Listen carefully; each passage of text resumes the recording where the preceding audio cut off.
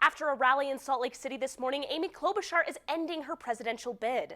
Klobuchar is a senior United States Senator from Minnesota. She spoke at the rally at the Depot in Salt Lake City at 9 o'clock this morning. After a half-hour speech, the rally was over and Klobuchar announced her decision to drop out. Klobuchar is now endorsing Joe Biden and will appear at his rally in Dallas tonight. The bill requiring warning labels on pornography has been passed to the Senate and is back to the House for final approval. The warning must say, quote, exposing minors to obscene material may damage or negatively impact minors. Violation of the specific requirements for print or online pornography could face penalties of up to $2,500 in fines. The Senate is postponing another bill that could limit the use of handheld cell phones while driving. The legislature is waiting on extra funding to pay more than $70,000 for the increased court costs. Using a handheld cell phone has been illegal in Utah since 2007, but only if there are other traffic violations. Teachers march on the Utah State Capitol to demand more funding for students. On Friday, the Salt Lake Education Association organized the march starting in downtown Salt Lake. They marched to the Capitol carrying signs urging Utah legislators to increase the funding for Utah education. At least 1,000 teachers participated in the march. The teachers dressed in red and brought signs encouraging lawmakers to pay attention. 6%! 6%! Utah is one of the lowest states in the nation for per-student funding. The Salt Lake Education Association hopes to get a 6% increase for that funding this year. This was one of the many marches the SLEA has organized in Utah. According to their website, their mission is to promote professional advancement to provide quality education. The Weber County Sheriff's Office wants your help to find an inmate who has escaped from jail. According to the Sheriff's Office, 40-year-old Caleb Wewant escaped last night from the Weber County Jail.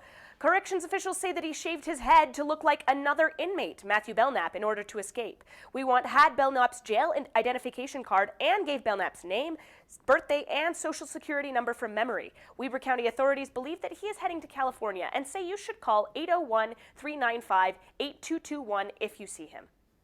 The Utah Supreme Court overturns the conviction for an accomplice in an officer's death. 23-year-old Megan Grunwald was convicted in 2015 for the first-degree aggravated murder of Officer Corey Ride, among other charges. Her punishment was 30 years to life in prison, but the rulings have now been overturned. In 2014, Sergeant Ride of Utah County stopped to check on the car Grunwald was driving. Grunwald's boyfriend shot and killed the officer, and Grunwald led a high-speed chase where she was finally arrested. They're, walking through rubble trying to find the last pieces of what they owned. We'll show you the latest on the cleanup and rescue efforts after a devastating twister tore through Tennessee. Talk about a snack attack. This woman brings a whole new meaning to the word hangry. We'll tell you what she wanted and why she lost control. A testament to the fact that you can become whatever you want to become. Black History Month comes to an end. We'll show you the musical celebration at BYU and share their inspirational advice.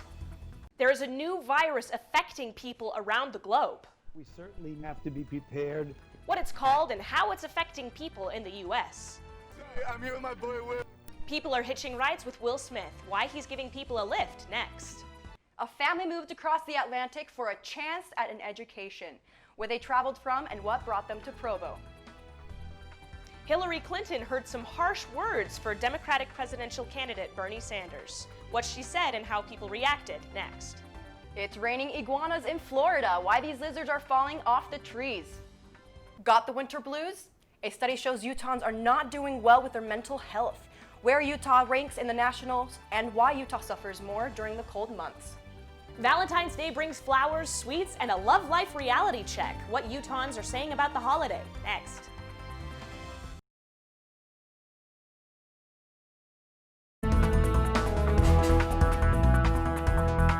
We are live in 3, 2, 1.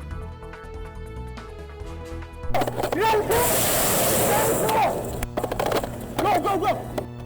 A state trooper pulls a man from a burning truck right before it explodes, and it's all captured on a body camera. I know you've said you've heard us, and I don't wish to offend, but you haven't.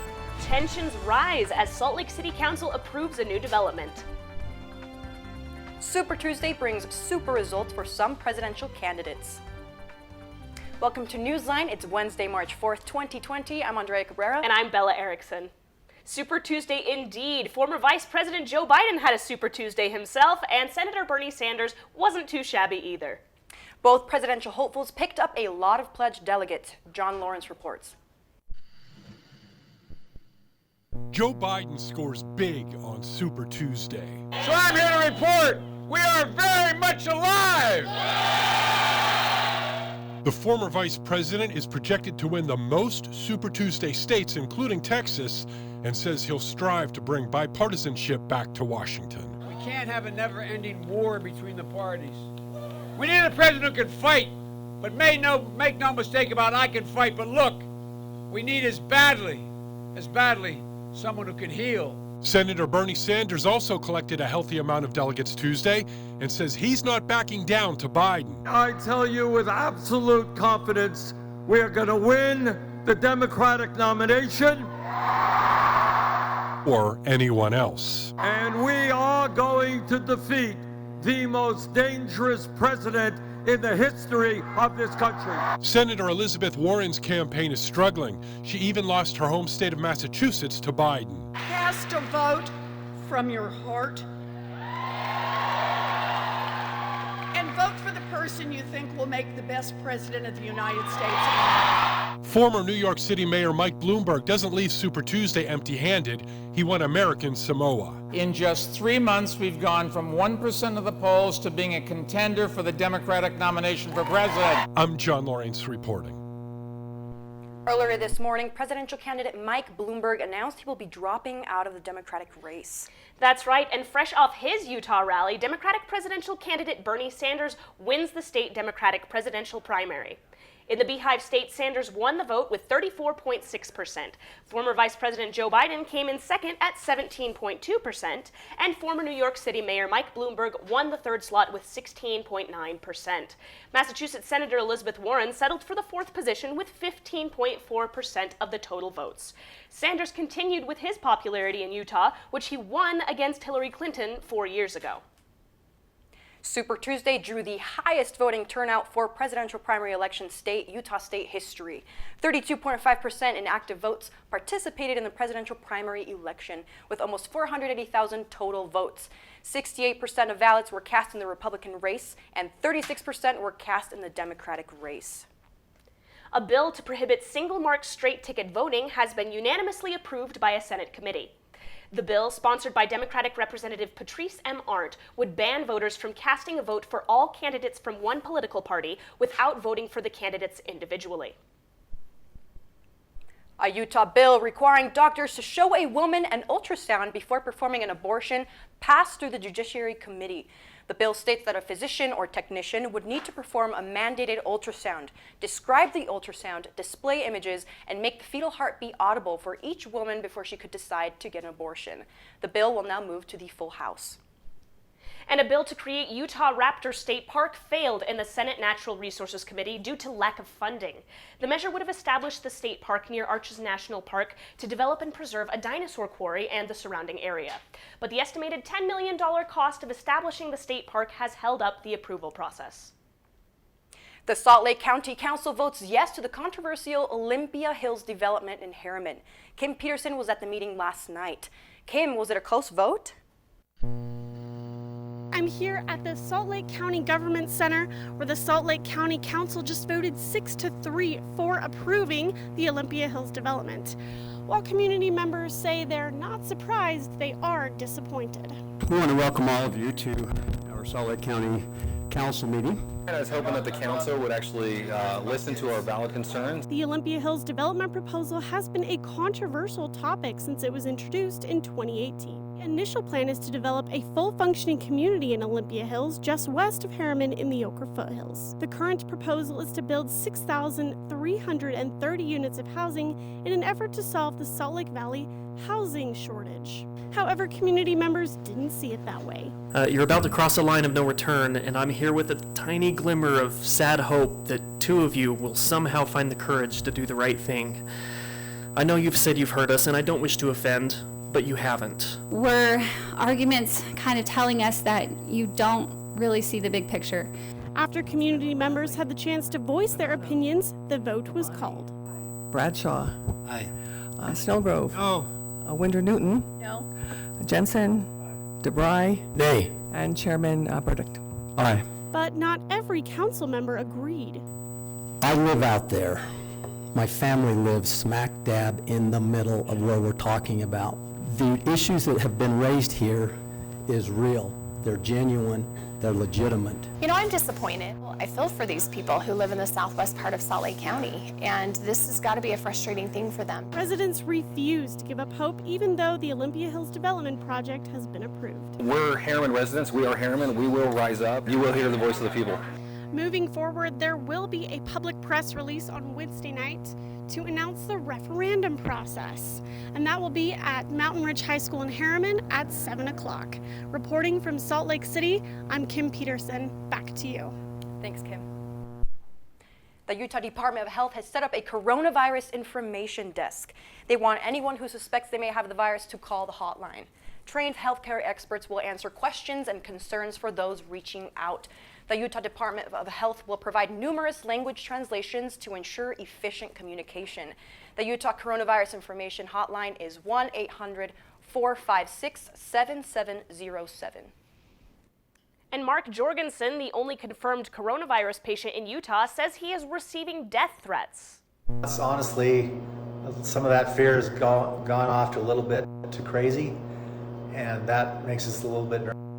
In a live video posted on his Facebook page, Jorgensen documents his battle with the coronavirus. He says he received a call from his doctor and that law enforcement needs to meet with him concerning threats to his life. He also says that his wife, Jerry, is not infected and that it is very safe to be around her. School districts have addressed parents regarding the coronavirus and the safety measures in plan for a local outbreak. Letters from Salt Lake City and Canyon School Districts say that the districts have been in close contact with the health department for the past several weeks about this very issue. Their academic team has also started discussion on how students could continue learning online or in other formats if schools are closed for a significant amount of time. Qualtrics announces that they will be postponing the X4 conference due to the current state of the coronavirus. The co-founder and CEO of Qualtrics addressed the 16,000 attendees via Twitter, saying, "Nothing is more important than the safety and health of our employees, customers, and partners. We've been monitoring the global developments surrounding coronavirus day and night." They are set to reschedule for next fall, and the new dates will be announced on the coming weeks on the X4 website. The Provo Police Department gives tips on preventing risk of getting the coronavirus. Provo Police says to make sure you get enough sleep, eat nutritiously, stay physically active, and manage your stress levels. They also advise to stay home if you are ill and avoid close contact with people. Cleaning with disinfectants and wiping surfaces that people have touched can reduce the risk of getting the virus. They call it Queer Meals, a way for members of the LGBTQ community in Provo to eat in a safe space and talk through their worries. Newsline reporter Rachel Smith tells us about the family who started the program and why it helps save lives. Efforts are being made throughout Utah to create safe spaces for LGBTQ individuals, and one of those safe spaces can be found right here in Provo. Geraldine Hasselpool and Jeff Poole started Queer Meals about 2 years ago after they saw the struggle that some LGBTQ individuals face. When we found one of the best ways to connect people with resources was over a meal, and to talk about what their needs were and connect with resources and build a community for people who need community in Provo. While they have created a fun and inclusive space, the couple says that many in the LGBTQ community continue to suffer and may feel isolated and alone. The distress is real. There's really people in crisis right at your feet, and you don't know it. Emily Mullis came out their freshman year at BYU and says the Queer Meals program helps them deal with difficult times. I just found this community of LGBTQ folks, queer people, that had had experience with the LDS Church, and for me that's such a niche experience. Being able to find people that did get that was just really cool. For more information about Queer Meals or to donate, please visit queermeals.org. Reporting for Newsline in Provo, I'm Rachel Smith. They're, walking through rubble trying to find the last pieces of what they owned. We'll show you the latest on the cleanup and rescue efforts after a devastating twister tore through Tennessee. Talk about a snack attack. This woman brings a whole new meaning to the word hangry. We'll tell you what she wanted and why she lost control.